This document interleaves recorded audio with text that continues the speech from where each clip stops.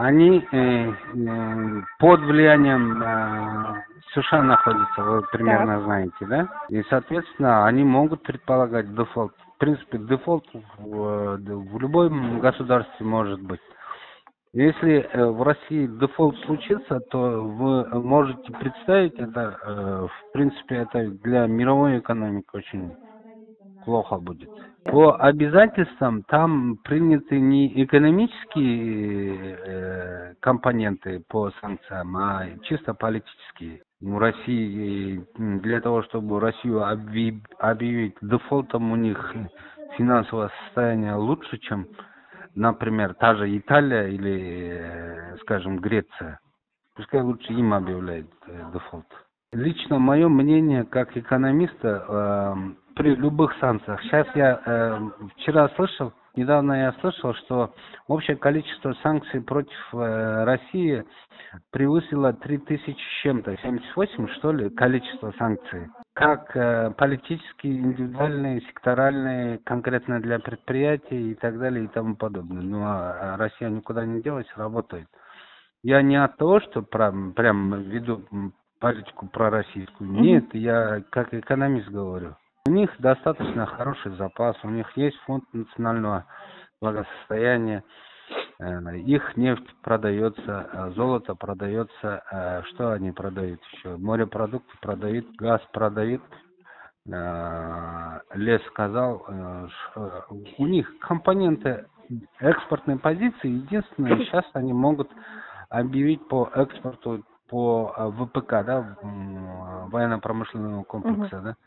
Ну, ВПК у них кто покупает? Это Турция, Индия покупает в основном, да, и в общем, как его, латиноамериканские государства в основном, и страны СНГ покупают. Все, США, Франция, Еврозона никогда не покупала у России вооружение.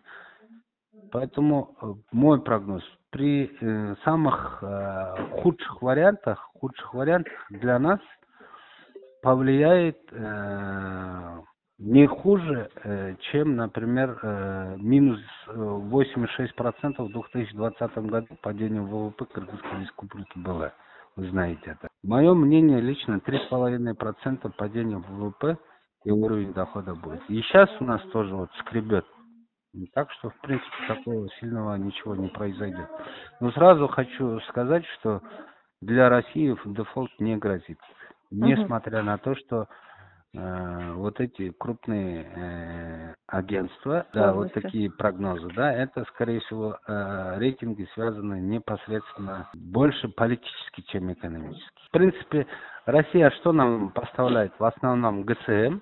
То есть, если они предрекут дефолт и закроют канал продажи нефтяных фьючерсов, в том числе и Юралс, например, российских, да, чисто российских, ну, тогда, наоборот, мы можем более спокойно покупать. То есть, металл мы и так покупаем, у них лес мы и так покупаем. Морепродукты частично есть, мы по договоренности ничего такого для нас не случится. Вот. В принципе, там катастрофического ничего не будет для нашей экономики. Может быть, минус 3,5 падение ВВП возможно произойдет, но не более. Но самый главный вопрос здесь даже не в дефолте, а в том, что по продовольственной безопасности, возможно, будут какие-то проблемы. Она важнее в мировом масштабе, не только для России, для других стран и так далее. Нам нужны договора уже заранее заключать с Казахстаном и с Российской Федерацией, а может быть, если альтернатива есть, то с другими государствами по покупке пшеницы. Сегодня уже надо начинать, Мгм. скажем так, там идет не фьючерсные договора, а там идут форвардные поставки, так называемые. Сейчас уже надо форвардных поставок посмотреть, по форвардным контрактам уже надо заключать Мгм. Минсельхозу прям скорее. У нас обычно прямые договора же делает, а надо выходить на товарно-сырьевую биржу или фондовую биржу Российской Федерации и скупать уже зерновые контракты.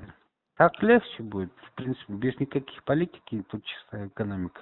Просто там же, когда ты уже выходишь на стандарты международной торговли, там, в принципе, та сторона, которая не обеспечивает, у них сразу рейтинги падают.